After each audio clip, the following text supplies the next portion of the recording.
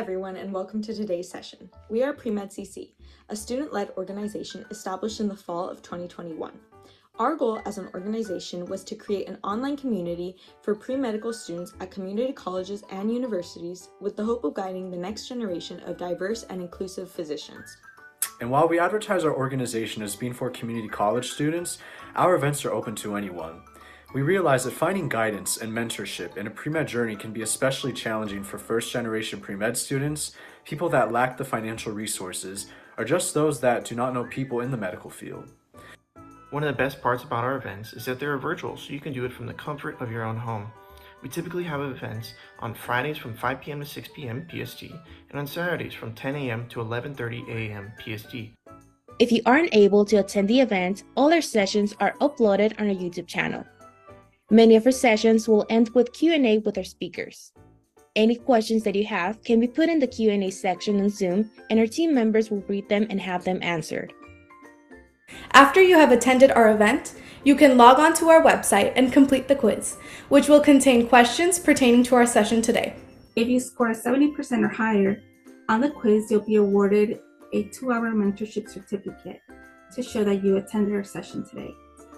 If you want to stay connected with our upcoming events or want to tell your pre-med friends about Pre-Med CC, you can find us on Facebook, YouTube, Instagram, and TikTok at Pre-Med CC. All right, we're so excited to have Bre'anca Sanders, MMS, here with us today. She obtained her BA from Scripps College in 2011 and pursued audio engineering at the Los Angeles Film School, earning an Associate of Science degree in 2013. After several gap years focused on performing arts and completing prerequisite courses, she began her medical education journey at the University of Arizona College of Medicine, Phoenix in 2021. In 2022, she achieved her master's in medical science from the same institution, subsequently enrolling in their MD program during the summer of that year. Bianca is a passionate advocate for social justice in medicine. Her commitment to diversity and inclusion is evident in her work with immigrant and refugee communities, underrepresented, underserved populations, and in fostering minority recruitment in medicine. She is dedicated to mentorship and to alleviating the financial burdens of medical school education for students from low socioeconomic backgrounds. Her research across various medical domains is driven by a desire to make a significant impact in the field. She continues championing diversity and inclusion in medicine through collaborative research initiatives with colleagues. Currently, her aspiration is to specialize in otolaryngology at an academic institution, aiming to dismantle barriers within the specialty and bolster the representation of physicians of color in the field. Thank you so much for being here with us today. Thank you. I think it's the first time I got a really lovely introduction like that, so it feels kind of cool. Well, thank you so much for the introduction. Let me share my PowerPoint screen with you guys. Okay. Can everyone see it? Okay, perfect. All right. So I titled my presentation similarly to what's already been announced, Empowerment Through Adversity. I'm going to just walk you through a little bit about me, also my experiences, what made me stand out as an applicant attending community college, tips for the MCAT, as well as resources. And then if you have questions at the end, feel free. Okay, so a little bit about me. I was born in Tacoma, Washington at Fort Lewis. My mom was in the both of my parents were in the Army. And so that's why I was born at an actual base, a military base. And I lived in numerous states. Probably, I'd say some of my favorites were Georgia, for sure. I went to high school in North Shore, Chicago. So that was a great experience. And since I went to Chicago for high school, I included a picture of the Big Bean that's in downtown Chicago. Funny story, there was like a senior ditch day. I ended up ditching school one day and went downtown. And the thing that was kind of interesting, my mom found the pictures on Facebook and stuff. I wasn't as slick as I thought I was. So, little funny side story. So things I'm really interested in, animals, science. I used to play the flute and piccolo. I was on yearbook staff, did singing courses and in college, also did a lot of singing afterwards. Did ballroom dancing in college. And then as Mindy mentioned, the audio engineering degree, I learned how to do sound design, which was really fun.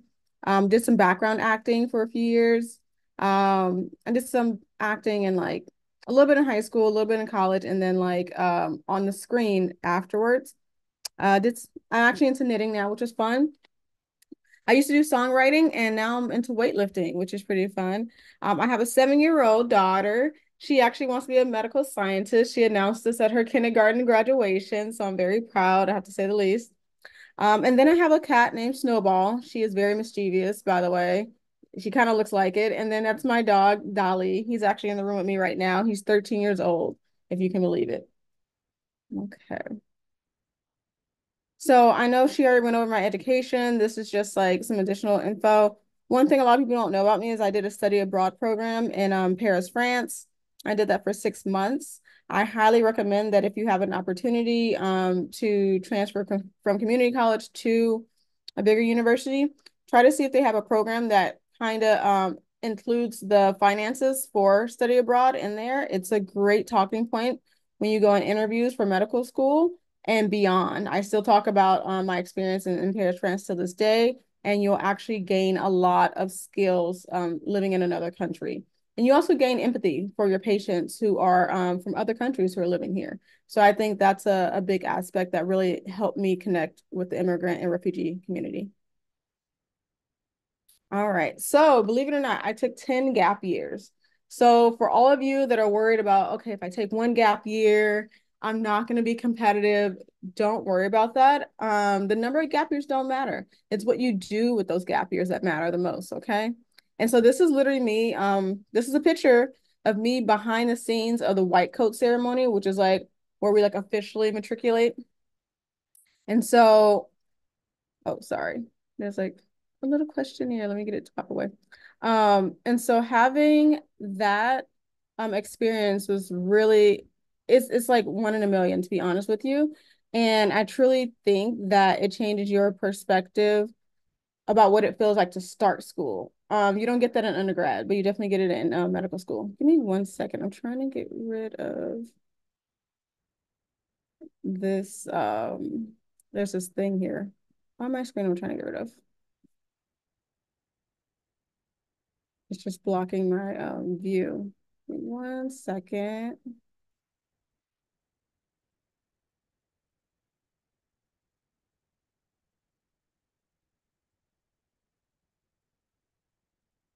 This.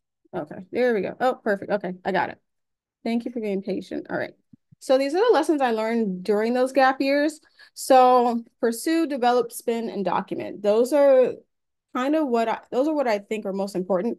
When I say pursue, I mean pursue your interests. So for me, my interests were like the arts. I really enjoyed music. I loved like acting, dancing, and I primarily focused on music itself. So I write songs. I would be in the studio a lot.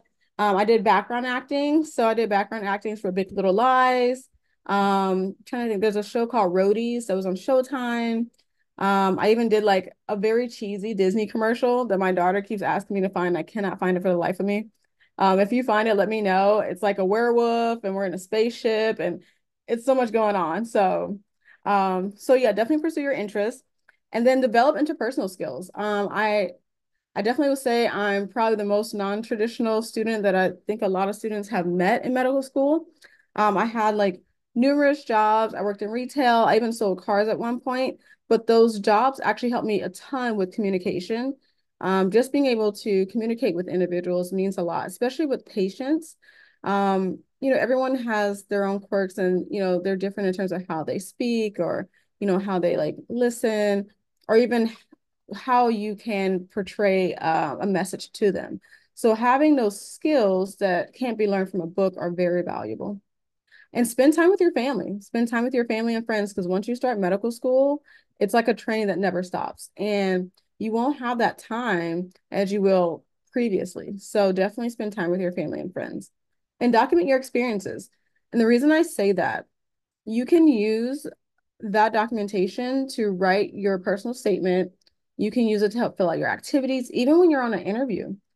You may be in this mode where you're answering the question, but there are times where you can like bring in a little bit of your personality and talk about, things that you remember or experiences or you remember interactions with patients in the past, or even just with like everyday people. And I think that shows a lot about an individual because you're able to reflect upon your experiences.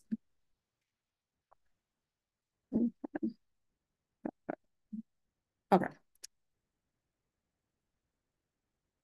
Okay.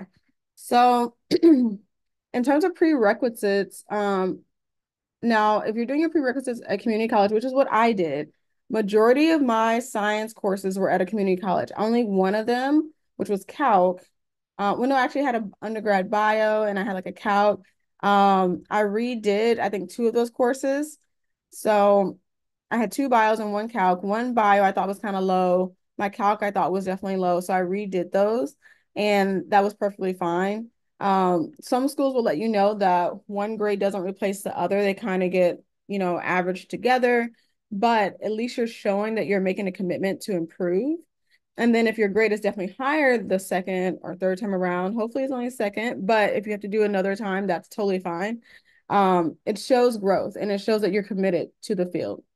And focus on quality over quantity. And the reason I say that is because a lot of students get stuck in this this mindset that they have to take like 16 or 20 credits in the semester. Don't do that. Don't do that. If you can stick to 12, just do what you need to do for full time. Do that so that way you have breathing room to take care of yourself in the meantime.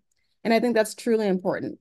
And it's going to reflect in your grades too, because if you focus on doing what you need to do versus doing extra at that, when in terms of your courses, your grades are going to reflect it really well. Because remember, your GPA does make a difference. It's not the end all be all, but you want to put yourself in the best position to succeed. And go to office hours.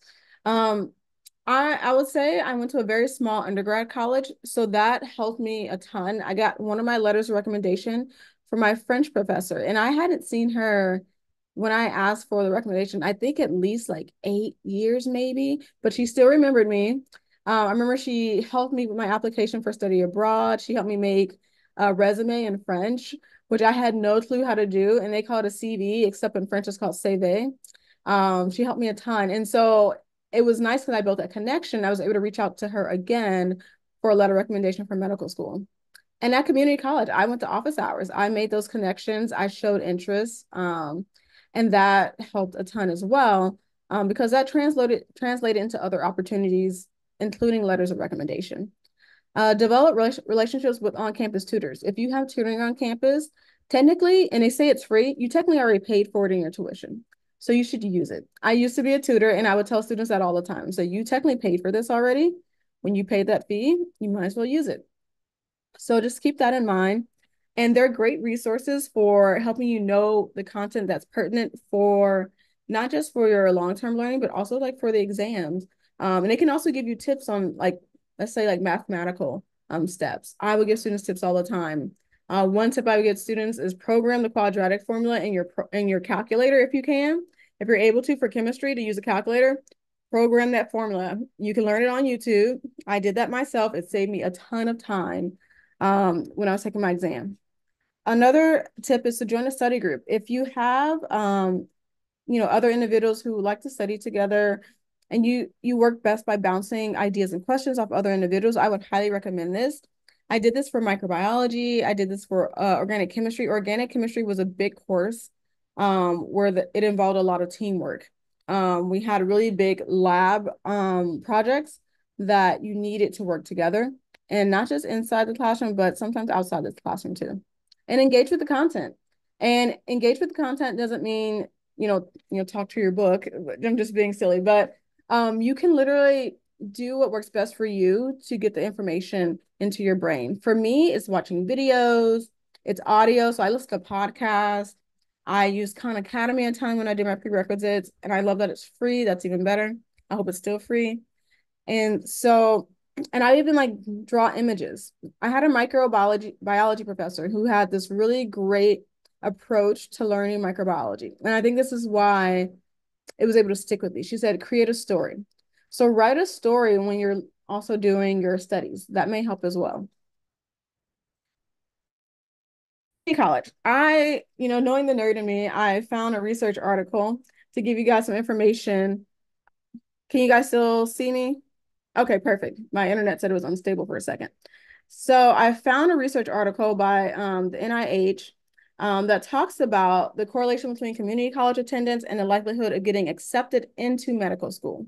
Now, I know you probably hear a lot of negative things, but even reading this article on the surface, you think it's negative. But I'm going to break down why it's important to read in between the lines and go down to the conclusion of these research articles at times. So it says here in the abstract, or the purpose of this article, they're saying that they're looking at that there's a lower likelihood of being accepted into medical school when you're attending community college, but I want to show you why that's not true. And I'll tell you a story or two afterwards too. So they had three main conclusions in their actual conclusion section. This is the first one. So at first they assume that association between an applicant attending community college basically led to a likelihood of them being accepted into medical school. But what they said, it depends on where you're located. It's geographically based, right? And they said this was related to the fact that public state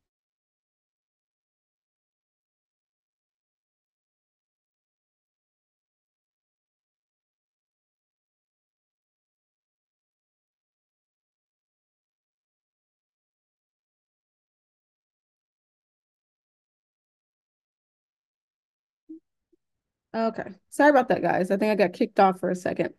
So state schools, they have certain specific relationships with community colleges, four-year universities and medical schools. And this is state-based, right? So that's why they weren't quite sure of what they initially perceived. And now let's look at the next one.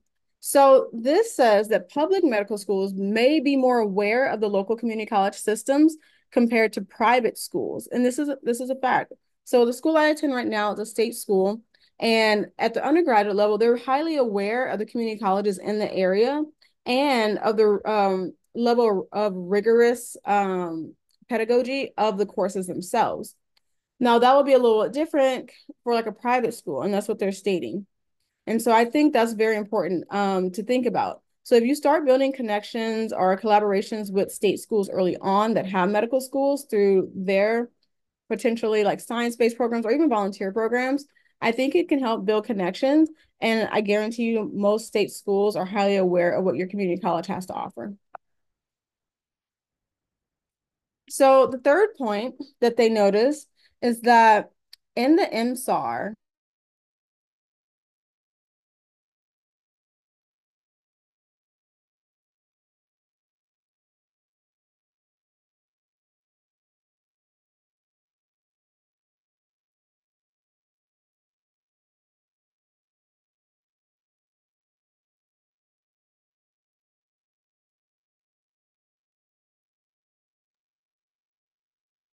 think we left off where you were saying in the MSAR.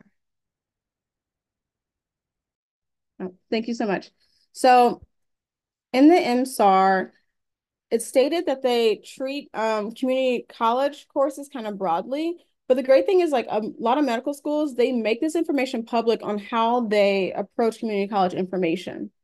So they actually look at they say that there's this term called case-by-case basis. And so it's hard for this paper to actually hypothesize what's actually going on. They think that it possibly could be a negative association, but they're not quite sure. So keep that in mind. And I'll give you a story. And this is how I know for a fact that there's not, I have two stories. There's not a negative associations with community college and medical school. And these are the nuances that sometimes research papers can't pick up. So I attended a health conference back in, I think it was 2019 or 2018, actually, with some friends. And it was at ASU campus, and they had a panel of Mayo students and a Mayo admissions physician. And on that panel, there was a first-year medical student who said he took community college courses. And this is at Mayo. And then also there was a physician who was on the admissions board. He told a story how he was non-traditional. He actually went back to community college, took courses, became a physician, and now he's working at Mayo on the admissions board. So like I said, there's some nuances that these papers can't pick up. I also have a friend who's wrapping up his anesthesiology residency. And I remember I was going to apply to his particular medical school, but I didn't because I saw on the site it says that they, didn't really accept community college courses. And after, the cycle was coming down to an end, and I mentioned this to him. He's like, "Oh, did you apply?" I was like, "Well, I was going to, but it said they don't take community college courses." He's like, "Oh, no, not at all." He's like, "I took a ton of community college courses and they definitely accepted me." And he finished medical school and everything. I was like, "What?" So I would say if you even see that on the website of a medical school, just inquire, see if you can get in contact with someone on the admissions committee or even a student that attends there, and just see if it's possible for you to find out whether or not that statement is true. It's possible that, this policy was updated and they didn't update their website. That's what I assume happened. Okay. So I'm going to talk about a somewhat important aspect when it comes to your pre-med years, and that's research. Research isn't required for everyone. A lot of schools don't require it, but it's great to have. I would say also look for summer research opportunities. There's actually a whole site that has a list of research, like internships, and a lot of them are paid. And this is why office hours are really important. One of my mentors, she gave me this list and she highly encouraged me to apply for a research internship. I'll leave the link with the team. If they want to share it, they can. And then having these research opportunities, even at a community college, I found research. I was able to work with a mentor. I did research that was genetic based. And then I presented at a local conference at ASU. And ASU also paid me per semester for the research that I did. So not only did I get a chance to build my research skills, I also got extra money that was great. And I learned a lot about the field of research. And I was able to build my resume or my CV. And professors, they need students to help with research. That's something I learned. They can't do it all by themselves. So definitely put yourself out there and it'll give you lots of opportunities. And just know you don't need to cure cancer with your research. You can literally do anything that interests you. So don't think your research has to be over the top, has to be best, there is, knock it off the park. Just do the best you can and find something that interests you and find a good mentor. And this is an image of the poster I presented at the local conference. That's my mentor, Dr. Rachel Smith. She's amazing. And so we sexted burrowing owls in the area. We took samples of their feathers and we used PCR and electrophoresis to determine the sex of these owls. And this is an image below of the actual electrophoresis afterwards on the x-ray. So me making connections with professors and applying for summer research internships led me to an opportunity by an organization called TGen, and they have the scholarship called TGen Helio Scholar. If you're in high school, you can apply. If you're in community college, you can apply. Even in medical school, you can apply.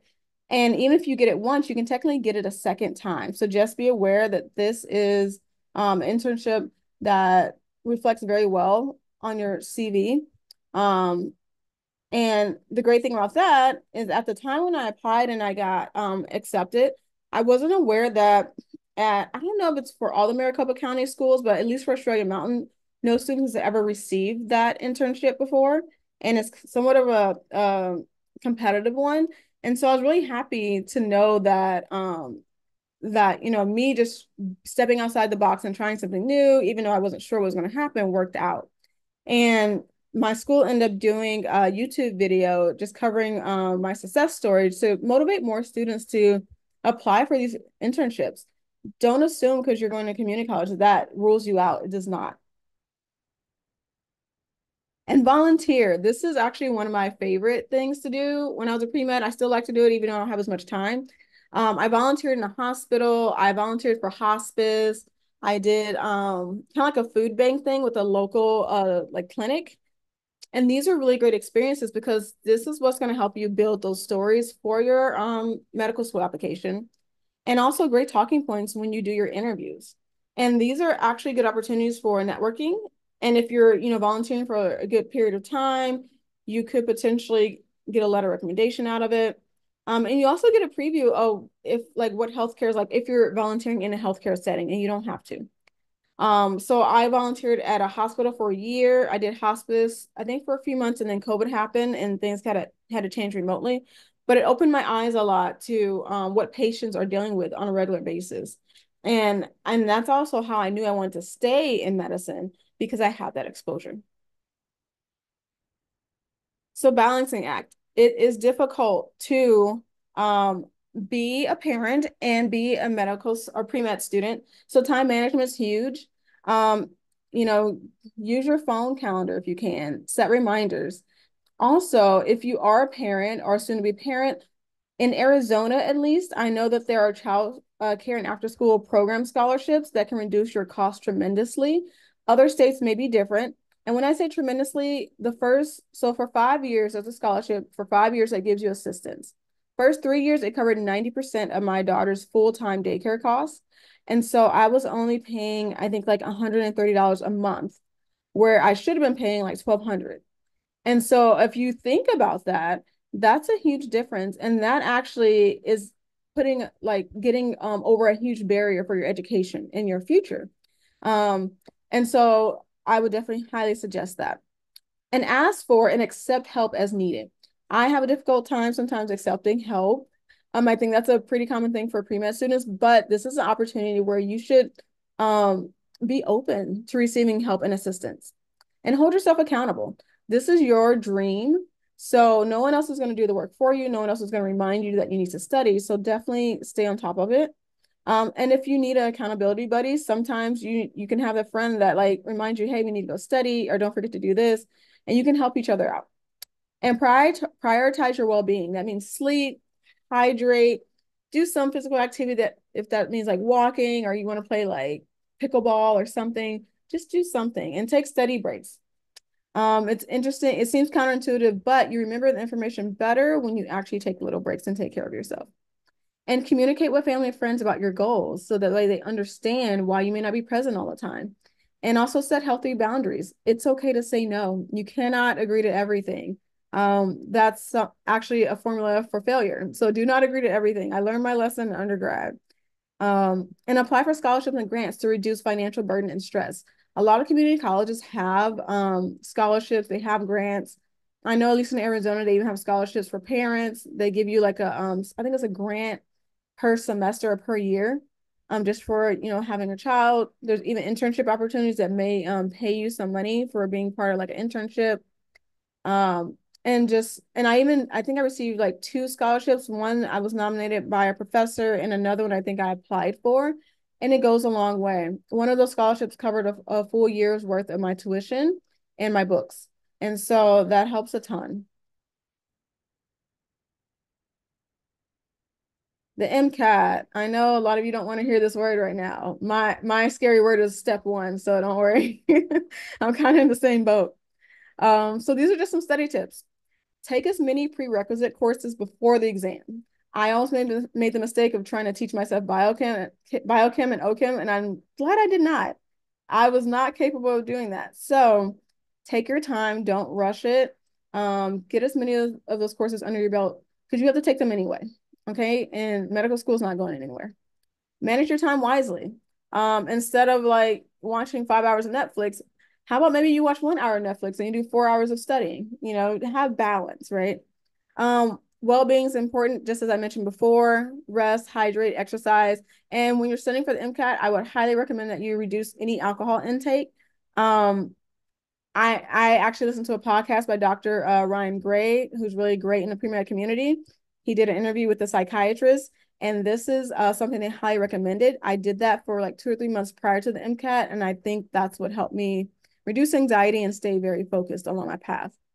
And take as many practice exams as possible to reduce test anxiety, and also to know what you're getting yourself into. The worst possible scenario is to go into the MCAT for the first time and never ever doing the practice exam. You will burn out, and your score will reflect how burnt out you feel, and you don't want that, and you don't want that at all. Intersperse your easy topics with difficult topics, and this helps build up your confidence, and this actually keeps your stamina up when you're studying. Don't do all hard things like back to back, because if you're getting like all these answers wrong, it's gonna like break down your confidence, and you don't want that. And you may get frustrated easily and give up. So don't do that to yourself. There's a study method called the Pomodoro study technique. There's a, like listed, there's a 50-10 rule. So that means 50 minutes of studying, 10 minutes of a break. You don't have to do that. I usually do, depending on the day, 30 minutes of studying and 5 minutes of a break. And if you need accommodations, apply early. And accommodations is if you have any ADHD or test anxiety or anxiety in general, you can apply for accommodations. And that gives you extra time most of the time. Questions, questions, questions. Do as many questions as possible to build exposure. The more questions you expose yourself to, the more likely you would see that type of question on the exam. So it's actually all the pre-med, well, they're doctors now, but all the doctors I've talked to when I was a pre-med student, they were still like medical students or residents. They told me, let's do as many questions as possible. The more you do, the better you'll get and the better your score will reflect that you put in that time. Okay. And resources. So these are some pretty easy resources that are free. I'm all about free. If you can get it for free, it's for me. That's what I think. So the MCAT podcast is by Dr. Ryan Gray. He collaborates with a Blueprint. They used to be called Next Step. They literally walk you through a practice MCAT exam. It's on a podcast, but they do have links on the site that will show you the document that they're using. And you can actually take the practice exam ahead of time and then listen to this, and they'll go over explanations for each question. So I thought this was very valuable. I would listen to this when I would like drive around a lot. And there's also Khan Academy. Khan Academy is free. They have practice questions that are free as well. So definitely use that resource. And the MCAT science workbook, this is what saved my life. I was so focused on studying for cars, which, by the way, I'll be honest, is my worst section. So I was so focused on studying for cars and chem and physics that I completely forgot to review bio. And so my score had dropped by like 3 points in a few months' time. And I was freaking out because I think I was like a month away from their actual MCAT. And so I set up a plan. I told myself I was going to do this many passages from this workbook per day. And it has physics, chem, biology, biochem. I think the only thing it doesn't have is the cars and the psychology. I may be mistaken, but I think it doesn't have psychology. But you can literally plan out how you're going to do things. I would even do passages during my lunch break when I worked at a doctor's office. So I highly recommend. Something else I used, AAMC posts a lot of data. And I used this data to help me determine if that particular cycle was the right cycle for me to apply and if I was somewhat competitive. So this table here shows you applicants based on race at the top and also based on citizenship status. And then on the side, it shows you the breakdown of the CARS section, the total CARS score, which is what I highlighted, the science GPA, which is what I highlighted, and the total GPA. Now, I would actually use this. I would say, okay, like what is the mean MCAT score? Now, remember, mean is like the average. It's not what everyone's getting, right? So, and then if you look at the SD line, that's standard deviation, that means 10 points below the mean and 10 points above the mean, right? So this is the range that individuals who are, my same racial background that they're applying, right? And so I asked myself, am I in that range? And these are applicants. Now, you also want to look at the table that says matriculants. These are people who actually got in. And so then you go here and you say, okay, well, the average for someone who got in, who looks like me, is 505.7. This is the standard deviation. So you can get about 6 to 7 points below that, 6 to 7 points above that, right? I look at science GPA. Is my science GPA looks similar? And you can look at non-science GPA if you want to, but I just know this is a little more high yield. And then the total GPA, I look at that too.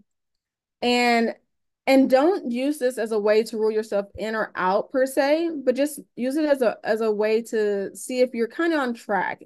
I like to make informed decisions. And so I use the data as a way to make an informed decision, especially because I didn't unfortunately qualify for the financial assistance at the time. They had a lot of rules, unfortunately, that didn't enable me to qualify. And I think I talked to another student who was part of the program I did at U of A who didn't qualify either. And I think it changed. So it should have changed for the better. So paying for things out of pocket, you want to make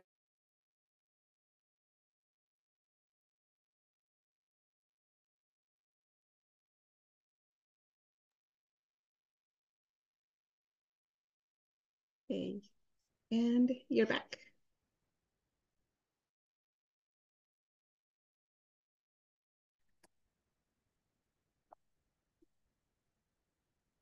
Let's go back.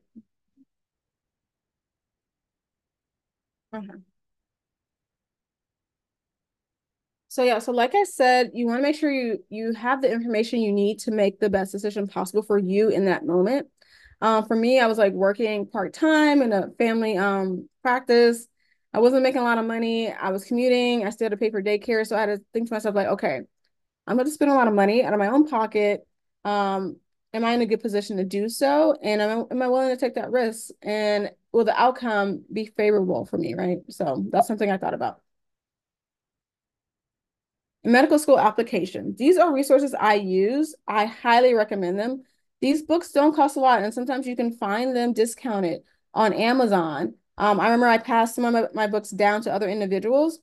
The medical school application process. This helped me figure out how to write my activities. These actually help my activities, in my opinion, seem more appealing versus writing them like a resume. The personal statement book. This is very important. I used this book along with the guidance of my mentor. My mentor literally had me write out information. She did an interview. I started from birth and I went all the way up to that point where I was sitting in her chair. I took all that information and I used that book. I combined those two resources and created my personal statement. And it is great. It gives you examples of personal statements as well. So you can see before and after the recommendation that Dr. Ryan Gray shared with the students. The medical school interview. This saved my life. If you're coming from a household where you don't have anyone who's a doctor, this is very important. My mentors, none of them have been through medical school, so they didn't have the tools per se to guide me on that. And I know at community college, even at a bigger university level, your advisors sometimes don't know how to best prepare you for those interviews. And so this book is going to prepare you. You're getting information directly from a doctor. These are other resources as well. He has a YouTube channel. This is a story of a particular student, overcoming 12 withdrawals and 5 outs as a pre-med. And he has stories where he'll guide these students through their journey and show them how to put their best foot forward to achieve that medical school acceptance. And there's also a podcast called The Pre-Med Years. I love that. It gives a lot of advice. Old Pre-Meds podcast. This is for non-traditional students. I listen to this a lot. You can hear how individuals change their careers for the better. So if you hear I have a lisp, I have braces, so I'm still getting used to them. So thank you guys for bearing with me. So this is another data chart. I love charts, as you can tell, and I love data apparently. I used this when I was looking to see if I was competitive. I was like, okay, like what range is my MCAT in? Right. And it gives you the number of individuals accepted, the number of individuals who applied, also the acceptance rate. And then you can also look at the range of your GPA. So let's say, my GPA is like somewhere in here. And I'm like, oh, I scored over in this area or in this area. Like what percent acceptance rate? Okay, about 28, 34. Now, don't think because it's kind of low, that means, oh, I can't get in. That doesn't mean that. Because the schools still look at your application holistically. These are just data points, right? And so if you write compelling personal statements, compelling activities, and you apply early, don't do what I did and apply very late, apply early, then you increase your chances tremendously and you can be part of that 30% that gets in. Okay. So these are two images. I have to explain why these images look so different. So this image here was the day that I did my application interview for the Pathway Scholar Program, which is the bridge program I attended to get into medical school. And I was very excited.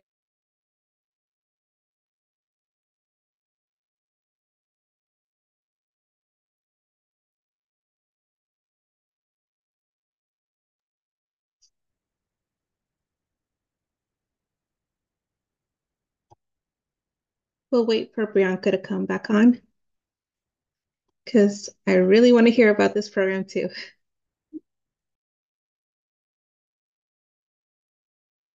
Okay. Sorry about that, y'all. My internet just really does not like me. I'm like coming to that conclusion. Okay, let me go back. Okay. So as I was saying in the first image, I got that interview for Pathways. I was so excited. I I was just happy to finally get good news because I think I applied so late. I didn't have like the worst MCAT score, but I didn't have like the best. And so I was kind of discouraged. And so it was nice to actually get an interview.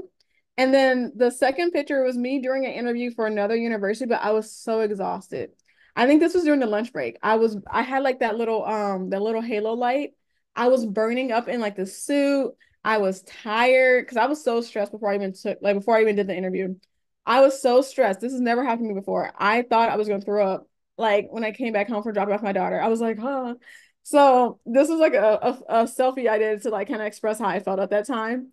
I was so burnt out. But little did I know that same day I was getting a call letting me know that I'd been accepted into the Pathways program. And and it's so funny. I was literally in the middle of an interview and I kept getting a call that kept pushing my Zoom interview out. I was like, oh my God, I was freaking out, right? And later on, after I got done with that interview with that institution, I went to my phone and I listened to the voicemail. And that's when I got a voice message from the physician who started the Pathways program that I got in. And I was like so confused. I was like, wait, I was like, if I would have known this earlier, I probably would have ended this, this misery sitting. So it's just very stressful during the interview, especially virtually, because they can't see you in person. So the virtual interviews, they're a little rough. So I'm glad you guys don't have to do that anymore. So yeah, so my story ended well, even though I had that weird face.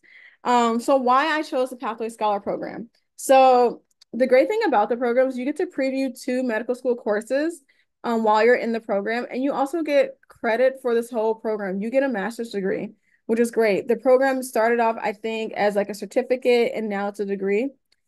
And then you start learning history taking skills. You also learn how to do a physical exam early on. So you're learning this before you start medical school. This is the key. You're also assigned a learning specialist who helps you build study skills. And it helps you also in that program, but in medical school too. My learning specialist helped me learn that I'm an auditory learner. I had no clue. I did not know that at all. I was like trying to read and rewrite things, and it wasn't working too well for me. And so you're getting a chance to fine tune your study skills in this program. And then you also get clinical experience. My clinical experience there was amazing. It's like amazing to have that experience before you actually go into medical school, especially on a local level of the same medical school you're going into.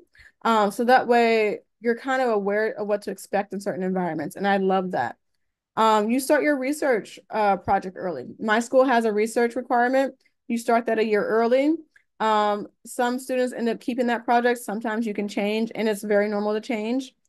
And you're also able to develop time management skills in a rigorous academic environment prior to actually going to medical school. That's the reason I think a lot of medical students struggle. It's very different compared to undergrad. Even if you're a very high achieving individual in undergrad, you get to medical school, it's like I said, it's a train that does not stop.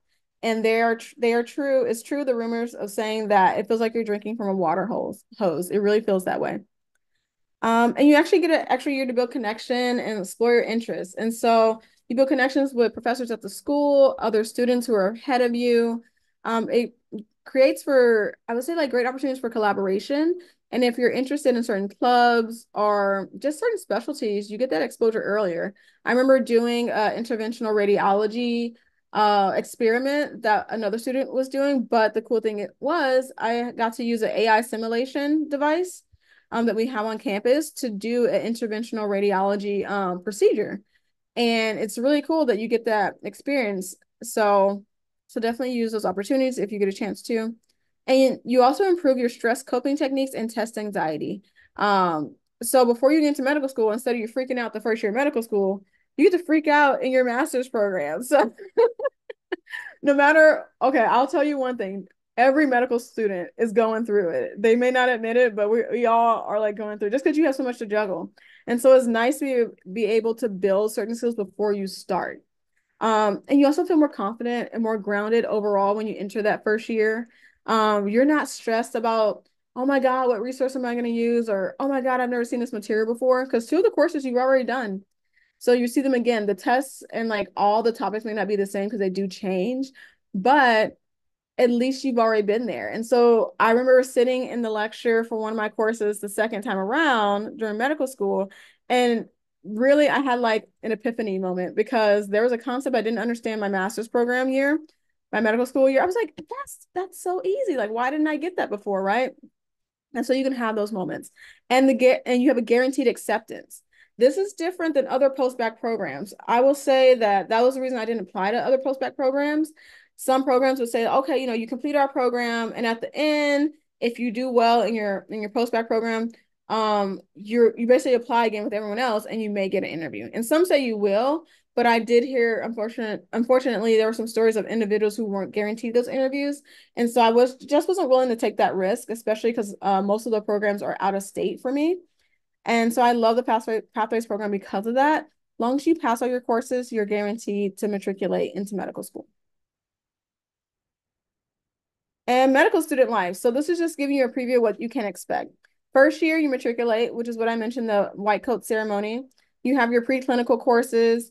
You have clinical experiences, which is really great. And we have courses that you get opportunities to shadow different specialties. I got to shadow a geriatrician, physical therapy, which is opened my eyes to physical therapy, emergency medicine, vascular surgery, dermatology, ophthalmology, so many great opportunities and things I would never thought of looking into. I got a chance to shadow, which was great.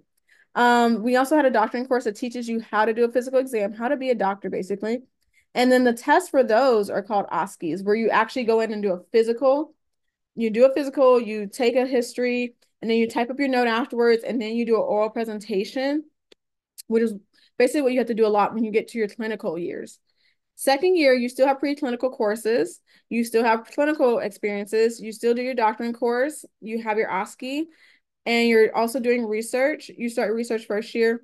And then there's also community engagement throughout both of those years. And then except the difference with second year and first year is that you're doing step one.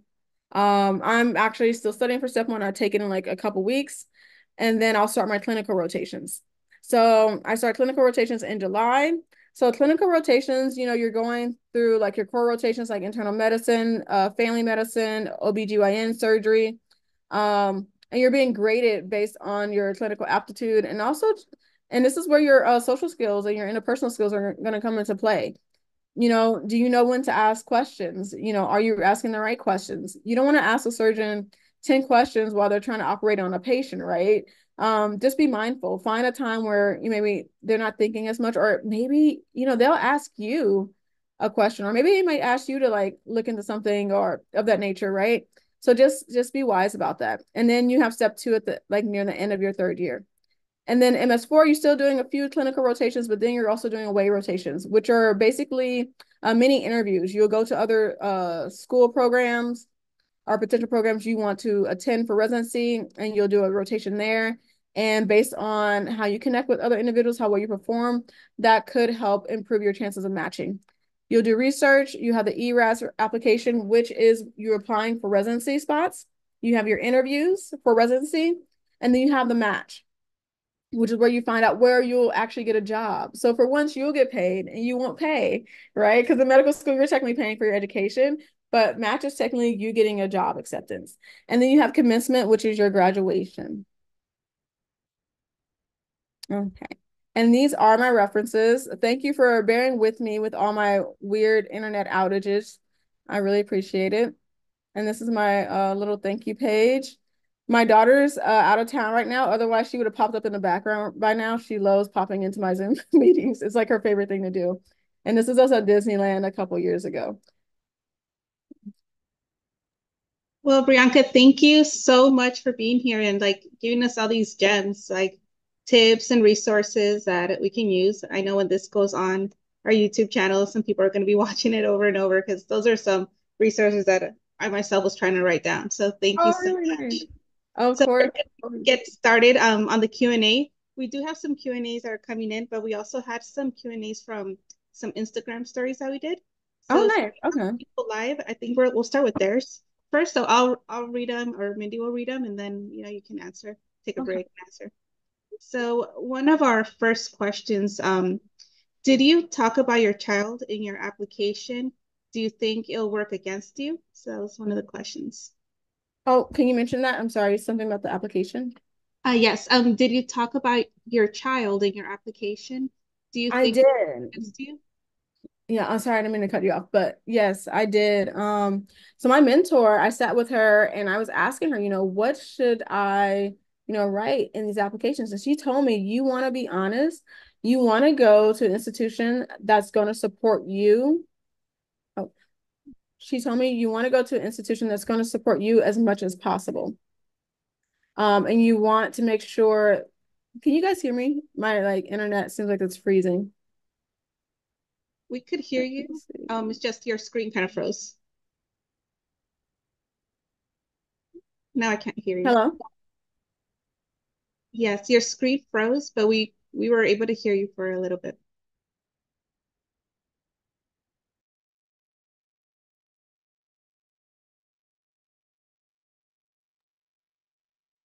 Okay. All right, so I'm back. My internet does not like me over here. Okay. Um, so that's a very good question. When I talked to my mentor, she was honest with me. She was like, you want to be honest about who you are because you want to make sure that wherever institution you're going to, they're going to fully support you, that they're going to be able to have the resources to support you. And I'm really glad that I did that because having transparency, the school, they know if they have the wavelength to support you or not, right? And I think she told me, she's like, you want to go where you're wanted. And I was like, that makes sense. That makes sense. So I did include that I was a mother. And I think that also shows more grit too. Like if you're a parent, especially like a single parent, and you're doing all this work and you're still making it work, I think that shows, okay, this person, if they can do that, they can more than likely survive medical school. And I think that's kind of the connotation there, or at least the thought process there. A good question. All right, next question. One person asked, did you work at all while you were in medical school? Not in medical school per se, like in my master's program, we did have some downtime. And so during that downtime, I just worked as like a tutor at my old community college. I worked there before, and it wasn't like I was making bank. It wasn't like a ton of money. So I did do that. During medical school, the only thing I did do recently was tutor. There's a program I used to tutor for prior to medical school. The great thing about that, since it's a private company, the hourly rate is higher. And it's more flexible with your hours. And so I did that in person. There's also, I think there's some students who tutor online as well while they're in medical school, and that's a little more conducive, I think, because you don't have to like worry about commuting. The student I tutored, he's like right down the street, so it wasn't that far. So yeah, but you cannot work a full-time job while in medical school. Unfortunately, you'll be living off loans and scholarships and grants and things of that nature, and it's okay. And just to let you know, if you have kids and let's say you have expenses for your kids, like, daycare or, school expenses, the school does provide assistance. My school, there's like $1,000 grant you can get per semester. You just have to provide paperwork showing that, hey, my kid goes here. That's money you don't have to pay back. In addition, if that's not enough, I can still send in more documentation and they'll give me more money to cover my daughter's childcare expenses or even after school expenses. So Wow, that's amazing. The next question that we have is from Bria, and she wants to know, this may be off topic with you coming from a performing arts background, but what drew you to the healthcare field? Also, if you have decided yet, what specialty are you interested in? good question. So early on, when I was a little kid, I knew I was really into science. I was that kid. It was like, and I grew up in Missouri for a good chunk of like my childhood. And so I would play outside a lot. I had this neighbor, we would literally go around the neighborhood and like find random animals. Sometimes that wasn't the best thing because I remember one time we found a baby crow and we were trying to raise it. And I was like, I think this thing is sick. Like maybe we shouldn't be playing with this. So that was me. I explored a lot. I even would take experiments I learned at school and do them in my grandmother's basement. And thankfully, she entertained it. I remember making like borax crystals. There's this substance called borax. You can mix it with water. Literally just put a string in this mixture and it forms crystals on the string. And so that's where it started for me. My favorite place to go was the Science Center in St. Louis, Missouri. My parents, they knew that's like where I love to go. So they would take me there all the time. So it was a good thing I was a nerd. I'm pretty sure I saved the money in that way. So that worked out. And then in high school, I actually had I know in one of the advertisements that's mentioned for this talk that I have a tumor. And so I found out in high school that I had a condition called hypothyroidism. I knew I felt kind of off. I didn't feel like myself. I was really tired. I was even falling asleep in like my French class a lot. Anytime I turned the lights off, I was falling asleep. So I was like, something's wrong. And so I went to the doctor. First time they thought I was like, oh, just a normal teenager. Then I kept pushing it. My mom took me back again, and they finally did some tests, and they realized like, okay, like these thyroid levels, they're not normal, but it's odd how they're like the pattern was odd. And so they did a MRI, and they realized like, okay, I have a brain tumor. And so, and that's when I like was like, oh wow, okay, so kind of, not I didn't self-diagnose myself, but I knew something was wrong. I felt something was off. But the great thing about that experience is that I had more exposure to healthcare. And I realized like, oh wow, through technology, they were able to figure out that there was something going on with me internally that I had no clue about. And so that's what kind of sparked that interest in healthcare per se, and not just science. And I actually wrote about that in my undergrad applications. And I think that translated very well. I was very fortunate for, I think I applied to like 15 schools, and I got rejected from one. And so I was very happy, but I was speaking from the heart. And so that's why I say document your experiences and be very honest and transparent when you're conveying them. Oh, such an awesome story and inspiring. Oh. And then, Go ahead. oh, I was going to answer the question about specialty. So specialty, I changed my mind so many times. It's a problem. So I know in general, I want to work with cancer patients. And so any specialty I'm looking into, I'm trying to find a way that I can work with cancer patients. I'm interested in ENT, which is also referred to as otolaryngology. Oh, can you guys hear me? Yes, we can. Okay, looks like everyone's frozen. My internet's acting funny again. So I'm interested in ENT, which is also referred to as otolaryngology, and I'm also interested in general surgery. So I'm all over the place. But either way, both of those can lead to helping patients with cancer. So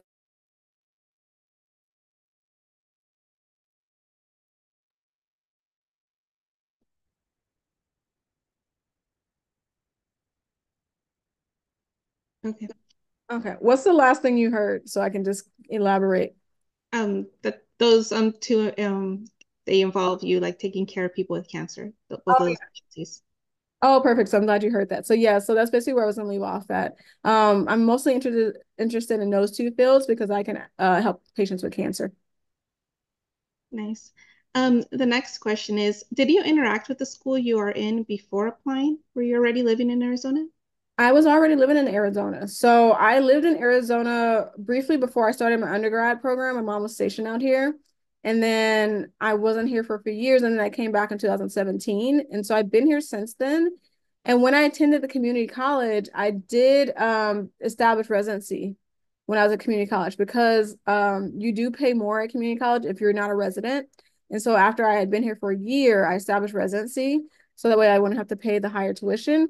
And yeah, and I've been here ever since. So I've been here like 7 years at least. Mhm.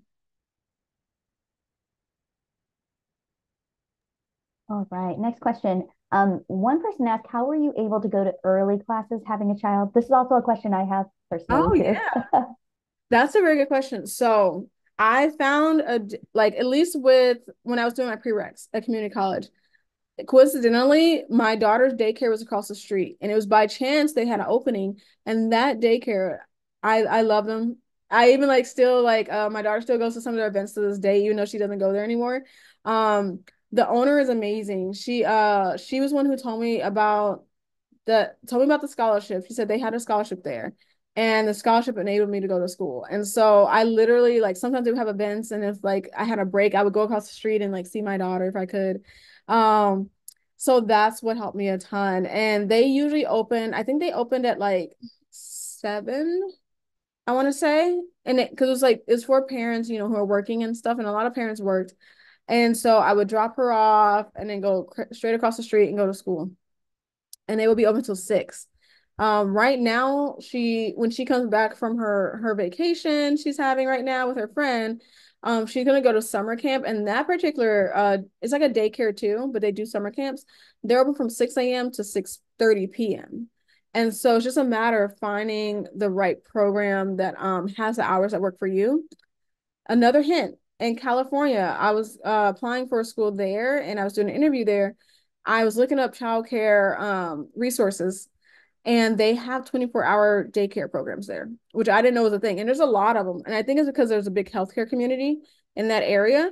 So there are some locations that have that too.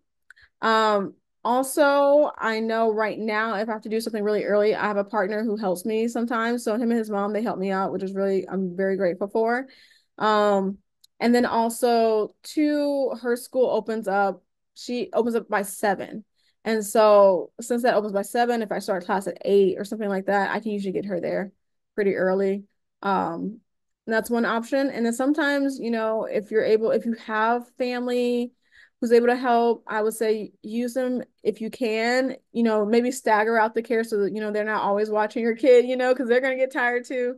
So yeah, it's a lot of juggling, but it's possible. And if anyone has any more questions, they can feel free to reach out to me. Our next question is, do you mentor pre-med students? You're kind of like you're mentoring me. Oh, yeah, I am. Guys, I met Bre'anca while I was volunteering for street med because I'm also trying to get like my application ready for med school. And that's the thing, like you have to, because I'm very like quiet and shy, you kind of have to like, go to these volunteer, that's how you will meet people and get stuff done. But I'll let Bianca answer. Yeah, I definitely do mentor pre-med students. I know after a step, I'll probably end up doing more. Like I'll do like a more of official, like personal statement assistance.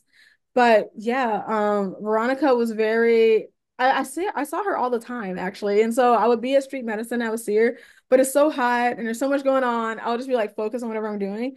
But she actually approached me one day, and I think honestly, she would never approach me. I would never thought that she was pre-med. I would never thought she needed help. So yeah, step outside the box. Don't be afraid to be uncomfortable. And my parents used to tell me the worst someone can say is no. And I still hold that advice to this day. So, and I think that helps me realize like if someone says no, it's not the end of the world, right? That just means that maybe that's not the right opportunity for you at that time. And there's always people who are willing to help. And I'm definitely willing to help. Another plug I want to throw in, I forgot to mention, is that I give away MCAT books. I have a ton. So if anyone needs them, please take them off my hands. I'm like begging of you. Like I have a whole shelf in my like apartment that's full of MCAT books, and I have another box. I get donations from medical students, and I do this because not a student, my coworker gave me books, and that helped me study for the MCAT, especially because I couldn't afford the books at the time. So, just a heads up.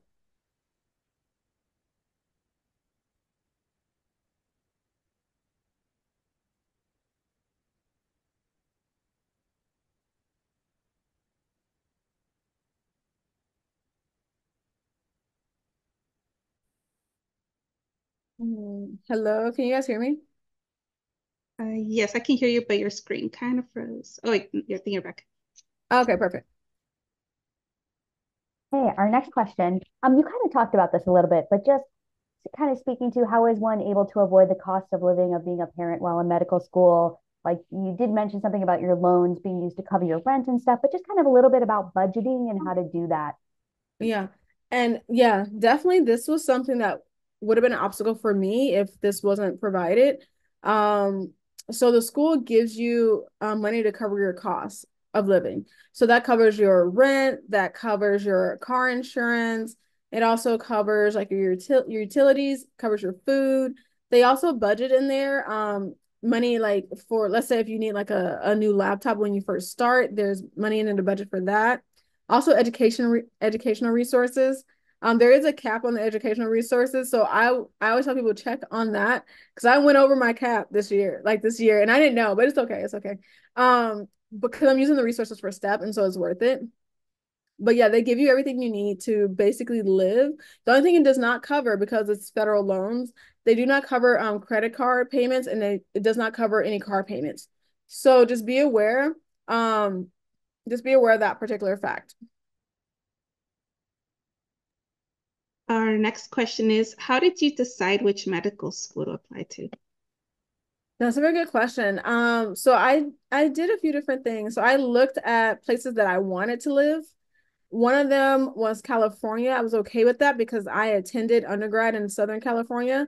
And I also knew that if you attended undergrad in Southern California and also lived there for a while, some schools are like this, especially state schools. If you have a strong connection with that state, you're more likely to get accepted. And so that's why I did that approach. And so, and also when I say don't apply late, I mean that because I applied late. And so I think that kind of reduced my opportunities tremendously, but I did get responses from two California schools. One, I got waitlisted for an interview. So I knew if I applied early, it would have been a little better. And I applied to that particular school because they had a relationship with my undergrad institution.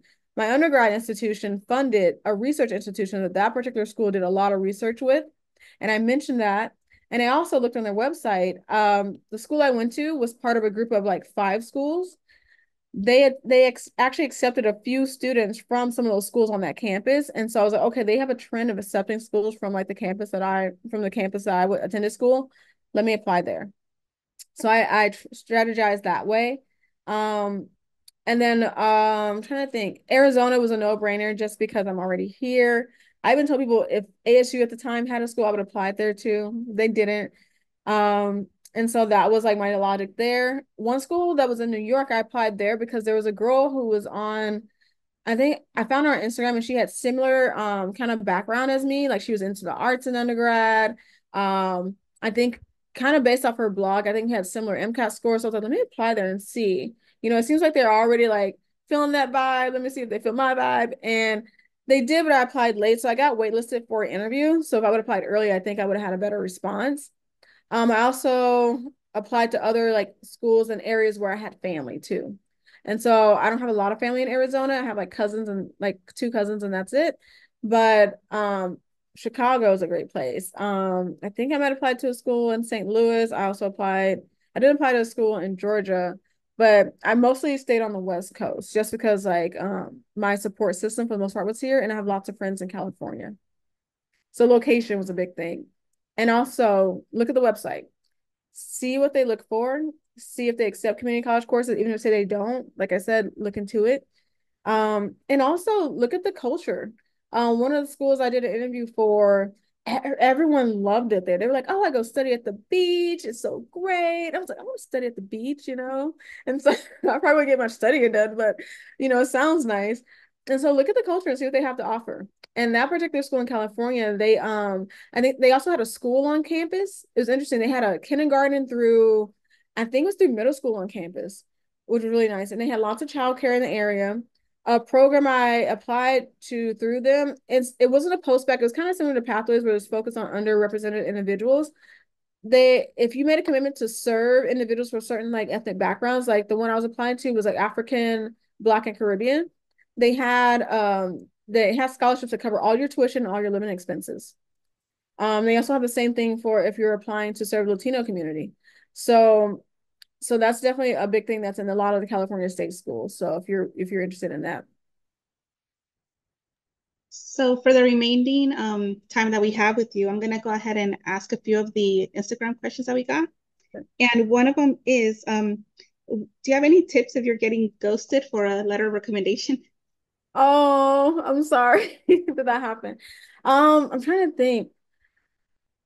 Yeah, there was like, yeah, I feel like I had like a professor I was surprised that kind of ghosted me.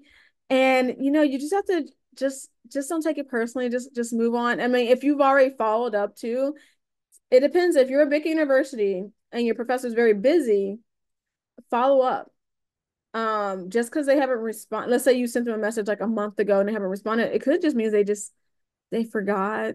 More than likely, that happens now with physicians. And I went to a networking event recently, and a physician admitted it. He's like, if we don't respond to your text or your email right away or a couple weeks, it's not that we like don't want to respond. It's like usually we're just extremely busy. So follow up first, and if you still don't get a response, try to find someone else.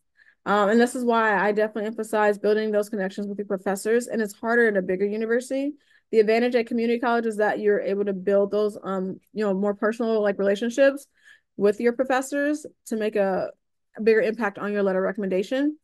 Um, and even if you have a letter of recommendation from like another source like volunteer or your job or something, just follow up too. And I hope the follow up helps. It's really hard to kind of figure out what to do in that scenario. I have a question in the chat, so since the person's listening live, we'll get to that question. Okay. And her question is, which California school has the school on campus for school-age kids? I'm in California now, so this would help so much. Oh, yeah. So University of Irvine, California. And if you're interested in serving the Latina community, I forgot the name of the program that's for that, but there is a program not just for University of Irvine, but for like a lot of UCs actually. And I want to say, but double check, I want to say they cover tuition and they cover living expenses. The one I applied to was called the ABC program, and you have to get into the university in order to get into that one. But the ABC program covers your tuition and your living expenses. So you're basically not paying almost like anything for your medical school education. And yeah, that school had a lot of resources. So they had the on-school campus, they had the on-campus like school. And that was the area that had a lot of 24-hour daycare centers. I was so shocked. And it's a great area for research. Just beware that when you do your clinical years, which is kind of the same for a lot of medical schools, you will have to commute. I think a lot of students ended up moving to Long Beach area. I think that's where it was for their clinical years. So just something to consider that, those resources may not be all the way there for your third and fourth year. Another question that came up in our Instagram Q&A was, are there tutors in medical school? Yes, there are, and they are amazing. So there are definitely tutors in medical school. You can have tutors like for your first year, your second year, or for you in STEP. I reached out to a tutor for like STEP, and I really appreciated it. Also, I kind of use my friends as tutors too, because I always tell people, hang out with people who are smarter than you. And my friends, I think they're definitely smarter than me. They're so brilliant. And they were so eager to help me when I had questions, just because they know like I'm a single mom. And so my friends, they come from like big families. And so like they'll be one of like 7 kids. And so they know what it's like. And so they're very helpful. So there's tutors in medical school, and there's also individuals who are usually in your class who are willing to help. So that's awesome to hear. Our next question is, when did you take your last full-length exam prior to the real MCAT? Like, was it a week before, 2 weeks before? I think it was probably like, maybe it's been a while. So maybe I want to say 2 weeks before, but I did a lot of practice questions. Like even not practice questions, but passages in that science workbook that I mentioned. And I would grade myself at the end of each passage. And I would I would kind of time myself too, but I built up to that point. I wasn't time myself from the very beginning, but I built up to the point where I was like, okay, I should be able to time myself. And this is after I did a few practice exams. And so I would tell myself, I'm gonna do 5 passages today. Those were the days I was very busy, or maybe I'll do like 10 passages, and then I'll grade myself at the end of each one. And then I'll kind of look at my progress. I'll look at the ones early on and say, okay, I got 1 out of 5 right on that passage. Then eventually I was getting like 3 out of 5 right, or 4 out of 5 right. I'm like, okay, great. Like there's progress. I know something. But yeah, I think I did probably about 8 practice exams, to be honest with you. And it's good to do it because it's an 8-hour exam. I took the exam during COVID. So at one point it switched in the middle from being 8 to 5.5 to reduce exposure, but it's still rough at 5.5. I think it helped doing 8-hour practice exams and going to 5.5. So it didn't feel as strenuous. And this is why I say well-being is important and practice exams are important. Because when I finished my MCAT, I was so grateful when I got my score back. I got 1 point higher than what I was getting on my practice exams. And I technically never scored that on my practice exams. And so I was really happy. It means I prepared myself very well. In addition, there was construction happening right below me as I was doing my exam. So that's what I'm saying. You don't know what's going to happen that day. So prepare yourself very well for those moments. Oh wow. I Okay. know it was crazy. I'm studying for the MCAT right now, guys. So I'm like hearing all these ifs and thens, like, oh wow. And the first question that actually came up when we posted your Q&A was, do you think there's an age limit for applying to medical school? I would say no. Believe it or not, I'm 35 right now. I'll be 36 later this year. So when I applied, like I said, I took 10 years off since undergrad, since I graduated from undergrad. And there's individuals, I have friends who are older than me who are in medical school, okay?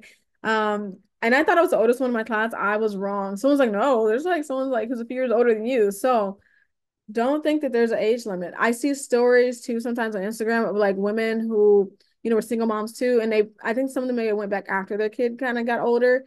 And it's like a lady, I think she was in her 40s and like she got into medical school. So I even read a story of someone who's like in their 50s.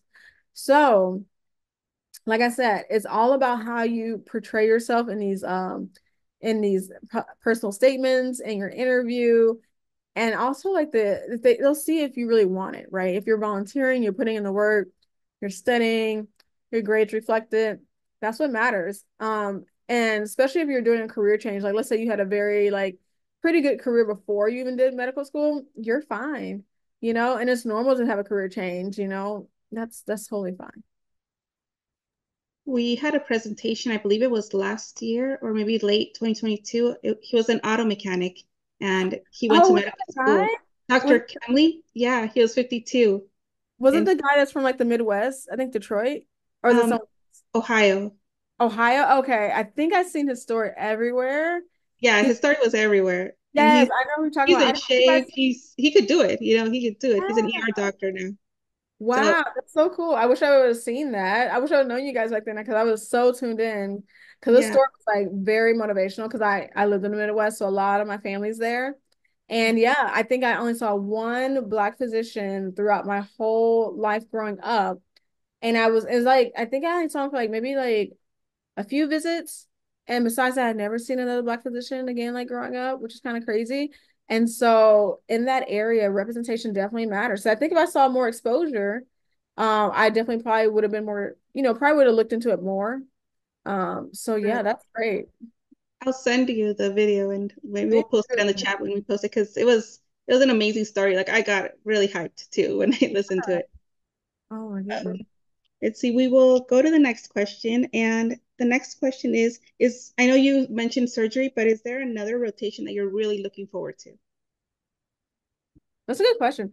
I'm kind of like, even though I'm kind of scared of it, but I'm looking forward to IM, which is internal medicine. So I'm looking forward to that. I'm also looking forward to, I have a neurology rotation that's at Barrow Institute here. And I'm really looking forward to that because myself, considering like my like health condition, like I've been there before just to get some tests done. And I have a friend who like she already started her rotation there. We were describing it as like almost like a day spa. Like you can't even believe it's like a like healthcare center or whatever, right? You go in and the interior design is like truly amazing. The service there is amazing. Just from being on the patient side, I've seen like how great they treat you. And so I think that's what makes me really excited about going there as a student. And I've interacted with a few of the physicians and they're all very like very nice, very welcoming. And so I think that's another place I'm looking forward to for sure. It's a really like state of the art facility, like what they Yes. turn into. Yeah. And I realized why they have such a great facility. Apparently, they treated Muhammad Ali many years ago. There's a street named by him that's nearby. And Yes. I don't know how much money he gave them, but he gave them like a lot of money. So a lot of celebrities actually go there for treatment sometimes, and a lot of them donate a lot of money. So Yeah. I think that It's for helps a ton. Parkinson's. It was Yeah. for him, it was for Parkinson's, and I think Oh, Stone went also for I think she had a stroke. So oh. yeah, it's a state of the art place. So very like I will definitely follow your journey when you're going to do your rotations there. Oh yeah, I'll do some videos. Yes, definitely. Our other question was, which has been the most condensed or difficult subject to study for in medical school so far? Oh God. Oh, I'll tell you, this is the one I think got a lot of people. And I would say it's anatomy. And I think for me, I just had like a lot going on at the time, which made it more difficult. I was commuting. So I lived an hour away, like with traffic. It was an hour away. So 2 hours each day I was commuting, and then also taking care of my daughter by myself too, which is like a ton. So that made it more difficult. So anatomy is just like a lot of information. And the reason it's so difficult is because you can look at the image of a body in a picture and like, oh, great, I understand it. But then you get to a cadaver, it does not look like the picture. You're like looking at a what's a nerve. You're like, is that a nerve or is it like something else? Like you're literally just sitting there just like, what is that? Like, so you have moments like that.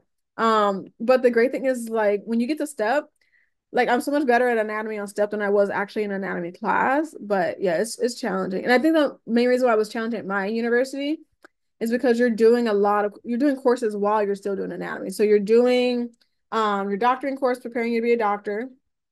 You're also doing a block and you still have clinical experiences while you're in anatomy. And so that's what makes it very difficult. I know, at least for the Mayo students, I was told that they do anatomy by itself. They don't do anything else, which I think helps a ton. So if you go to an institution that just focuses on anatomy by itself, you'll be golden because you have all the time in the world to study for it. So. The next question that we saw a lot, this one came up a few times. Is your school pass fail? I'm sorry. I think my internet's cutting out. What did you say? Oh, a question that came up a few times was, is your school pass fail? Oh, okay.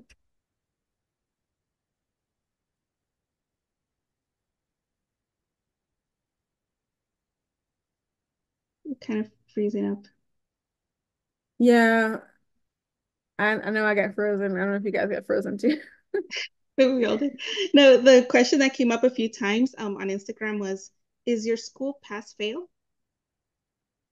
Yes, it is. Thank it be Jesus, pass fail. But yes, it's pass fail.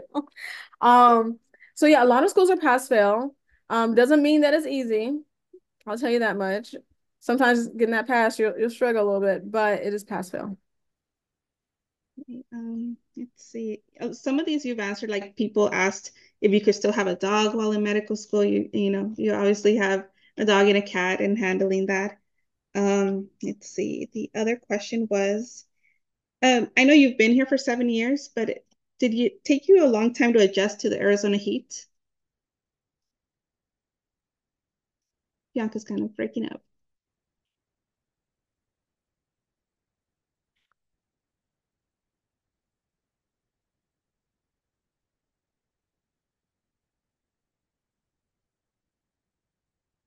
Okay. Okay, I'm sorry. What did you say? I'm so sorry. One of the questions that came up, and this was from our Instagram, was if it took you a long time to adjust to the Arizona heat. Oh God. Yeah. Fun. So here's my little story. When I realized how hot it really was in Arizona, I was taking a intro to chemistry course over the summer at a community college, and I'm walking to my car after class. When I got in class, it wasn't that bad. I came out, it was scorching. So I get to my car, I was like, man, it's so hot. So I look at my phone, it's like, let me just see what the temperature is right now here. It was like 125 at the time. I was like, I wonder how hot it is in the Sahara Desert. I looked it up. It was the same temperature. I was like, oh, I should just go live there at this point. So it's like, so yeah, it did take a while, but it's to the point where I'm that crazy person. I will literally walk around in black sweatpants and it'll be like 100 degrees outside, 110. That's how used I've gotten to it. So yeah, you get used to it after a while. Just stay hydrated. That's the big thing. And we are running out of time, but we'll do our last question. And you had a different type of bachelor's degree, and when you had to put all your classes in your I'm sorry, those are my dogs back there. When you had to put all your classes in your medical school application, did you have to put all of them or just like your science courses, or how did that work? You put every single class. And during that process, I learned that I had a transcript at the study abroad program I did. So I even learned that I had a transcript from another school. So yeah. So you will definitely put in all of your classes. It's a little tedious. The good thing is if you have to apply more than once, hopefully you don't, that all your courses will be saved. Even with my program, that I went straight into like the medical school program here because I'd already applied the previous year to the to U of A. When I applied for pathways at the same time, I didn't have to redo it. So that was great. All I had to do was transfer that information over and hit submit. So So that's the great thing. The system does save your info, so you're not going through that pain more than once. Well, Bianca, I know you got to go do medical school things and study for everything you have going on, but the bottom of my heart, thank you for accepting the invite and for being here today, giving us so many tips. We will definitely post this to our YouTube channel and add like your Instagram and ways to contact you, which is at Alchemist Nerd on Instagram. Yep. And if you guys have any questions later, just contact her on her social media handles because she's really an amazing mentor. And thank you for being here today. Of course, of course. Thank you. Thank you. Bye, everyone. Bye.